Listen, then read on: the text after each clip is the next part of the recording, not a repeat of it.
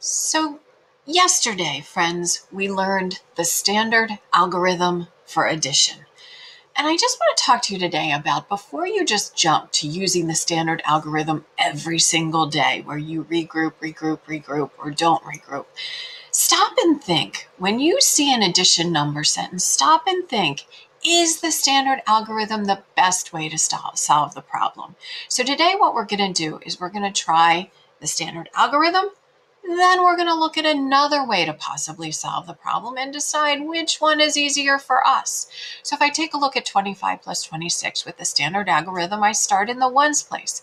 5 plus 6 is 11. There's 110 in 11, so I put the 110 into the tens column because that's where it lives. The other 1 in 11 stays in the ones column down there.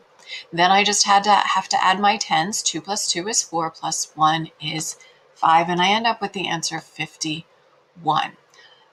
Another strategy I could use is I could think, well, I have 2 tens here, 2 tens here, 20 plus 20 is 40. I have 5 ones here and 6 ones here. 5 plus 6 is 11. So I know 40 plus 11 equals 51.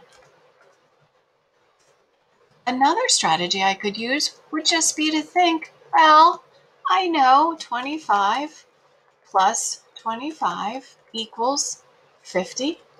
Then all I have to do is add a 1 to get to that 26. So 50 plus 1 equals 51.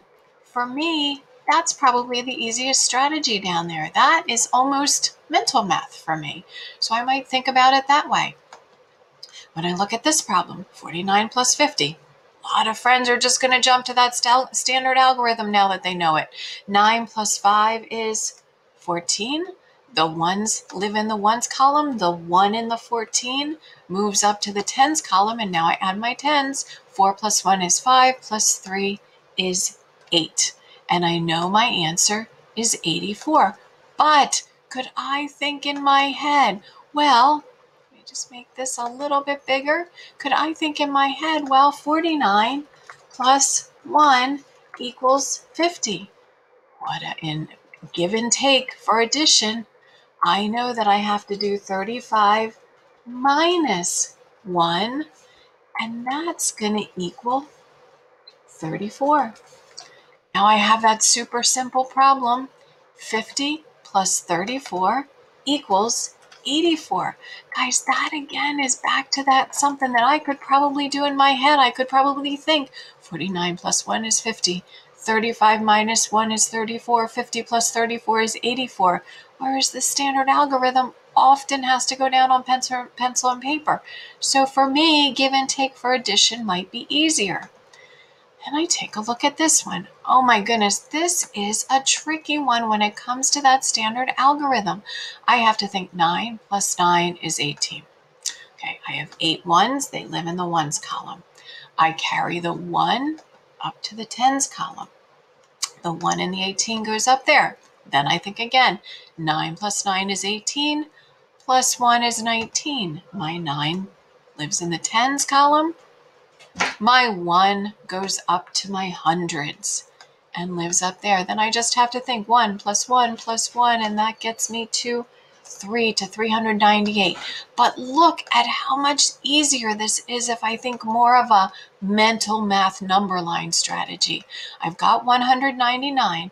I have to add another 199. What if I jump a big old plus 200? I know 199 plus 200 is 399, but I added one too many. I only wanted to add 199. I added 200. So I have to jump back 1. And I jump back that minus 1, which gets me to 398. oops, not 298, 398, which gets me to my answer, 398. For me, again, that's pretty close to mental math. 198 plus 200 is 390. 199 plus 200 is 399. Take away 1, 398. Instead of doing all of this regrouping, sometimes number lines are a better strategy. Another situation where I just want to stop and think, but I start with my algorithm. This is a tricky algorithm, lots of regrouping. 6 plus 5, I know that's 11. My 1s live in the 1s, my 10s move to the 10s column. Then I have 3 numbers to add, 7 plus 2 plus 1. 7 plus 2 is 9, plus 1 is 10, more regrouping. The 0 from the 10 stays down in the 10s column. The 1 goes up to the hundreds. More big addition. 9 plus 1 is 10, plus 5 is 15. So I end up with the answer 1,501.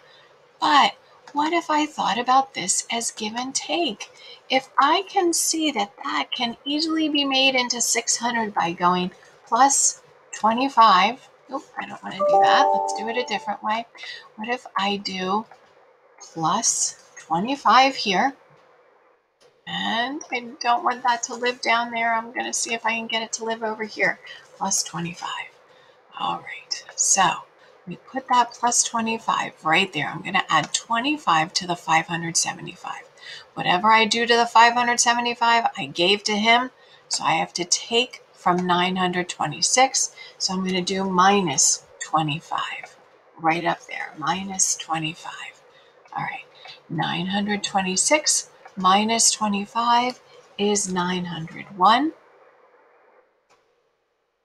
And down here, 575 plus 25 is 600. 600 over here. And I'm just going to stretch that out so friends can see it. And it's fighting me on this, but we'll get it stretched out. And I'm going to put that up there. So I did give and take for addition. Plus 25 to get to 600, minus 25 to get to 901, 600 plus 900, I get my same answer of 1,501, but without all of that regrouping. Sometimes this give and take is easier for addition. But take a look at something like this. There's no regrouping. 6 plus 2 is 8. 7 plus 1 is 8. When there's no regrouping, 4 plus 2 is 6. It makes total sense to stack. Total sense to stack because that's such a quick and easy problem. Over here, what if I use place value? If I said, let's see, 400 plus 200 equals 600. Then I have 70. Look at all this extra work I have. 70 plus 10 equals 80. And then I'm still going here. I was already done over there on my standard algorithm, but I'm still at it over here.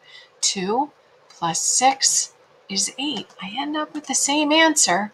I still have to add all of those together. 600 plus 80 plus 8. I get my answer, but it takes me a lot longer. So the whole point of this lesson today is just to get you to think before you just stop and add. So now I'm going to jump into the slides for today. And the slides for today, the first few slides, you are just looking at some strategies. You're looking at a place value strategy on slide number 2 that a friend used. There's nothing for you to do on this slide.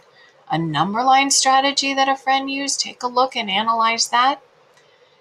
Nothing for you to do here. Then we have a give and take strategy up here if you forget how to do that.